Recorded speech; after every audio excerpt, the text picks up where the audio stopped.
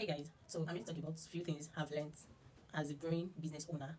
So the first thing I'm going to talk about is that when you intend starting a business or you have an idea that you want to bring it out as a business, do not start that business with the intention that you have people that will patronize you.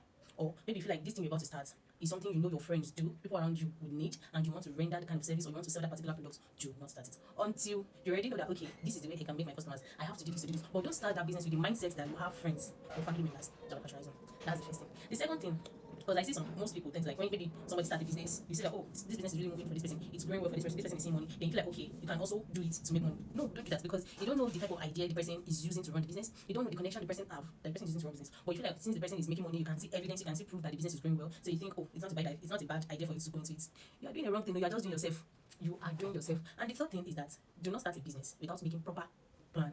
Without that's the business that, oh, okay, without checking your environment. You have to check your environment first. Are your target audience in your environment? Or imagine you want to start a business now, and that business, the people that are likely to patronize your audience, target audience, are like youth, like ladies, young girls, young guys. Then you start up that kind of business in an environment with elderly people.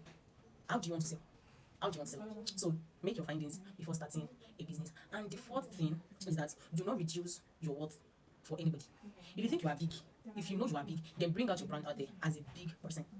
Don't limit your standard, don't limit your worth for anybody or just to get customers. If you know that, okay, your product is like 15,000 or 20,000, and you see again and you feel like, oh, you need to reduce it, you know what you are doing actually worth that price, don't reduce your price. Only if you know that, okay, even if you reduce it, you can still get gain, then you cannot reduce it. But if you know that this thing, if you reduce the price, you are not going to get any gain from it, but you just want to reduce the price just to get customers, I would advise you not to go for it. Because trust me that other people that are patronizing people that are charging more than the way you are charging, they are charging more than the way you are charging. So do not limit yourself, do not limit your worth for any customer or anybody. And the fifth thing I'm going to tell you is that your customers are your kings and queens.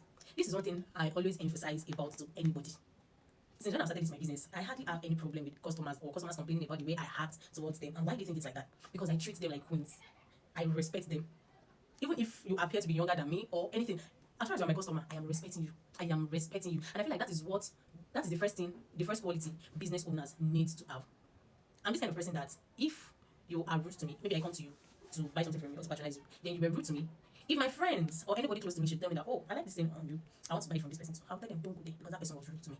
And if I tell my friends not to go, they will not go because they know me that I'm not the type of person that takes things serious. So if I should tell you that, okay, this person was actually rude to me, then they know the person was rude. And some of you business owners will be like, oh, I don't care, anybody that patronize will patronize me. Trust me, you are tarnishing your brand's image because you don't know where the customer that will change your story for good will be coming from. The next thing I'll be talking about is that do not compare someone else's brand with your own brand. Comparison, they say, kills joy, or how do they say it? I don't know. But one thing I know I don't do, I don't compare myself or my brand with other people. I am me. What works for me might not work for them. What works for them might not work for me. So the only thing I did was that I just look for something that I know that actually works with me. If this is something I do and it works for me, then why do I need to stop? Because it's because of what? Or because something is working for another person, oh, let me try it. At the end of the day, it might not work for me. So just find your own area of expertise to use. Don't copy another person. Don't compare your business with any other person's business. Don't compare your brand with anybody.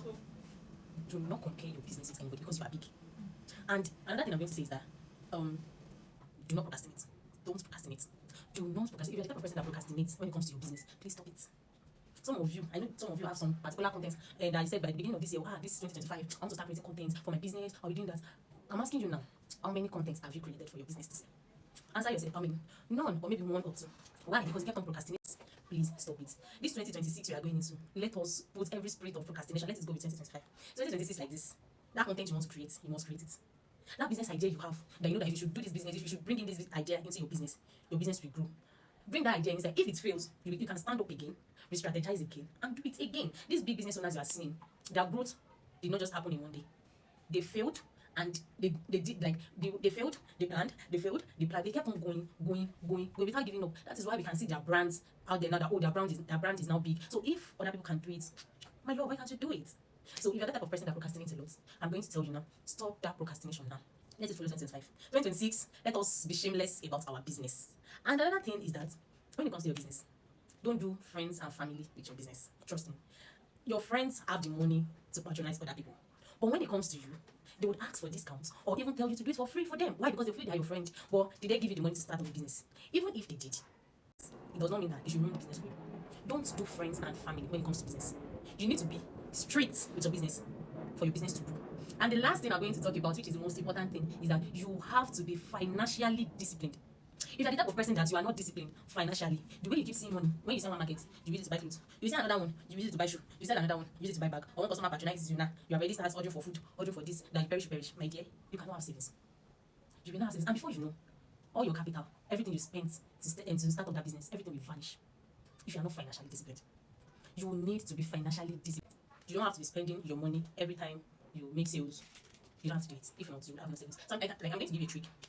Like me, I have to be 2 accounts. What I do when customers want to book appointments with me, I give them my business account. So if I do not give them my business account and I happen to give them my personal account, after they make payments, I transfer the money from my personal account to my business account. So I leave it there, put myself on a salary. This is how much I want to be paying myself monthly. This is the amount I'm going to spend on restocking. This is the amount I'm going to spend when it comes to like family or anything. And this is the amount I'm going to spend. If you don't have a particular amount you do, you can just do percentage. Okay, after the month, you can pay yourself like 30%. Your restock can also be like 20 to 30%. Family can be like 10, 15%. Then the rest should go into your savings. With that, you would have enough to keep.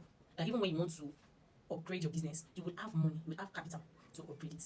So if you're that type of person that you are not financially disciplined, you need to start cultivating the habits now because it would help your business grow. So that will be all for now. I hope you can learn 1 or 2 from everything I just listed. So let me know if you want more of these. But for now, bye.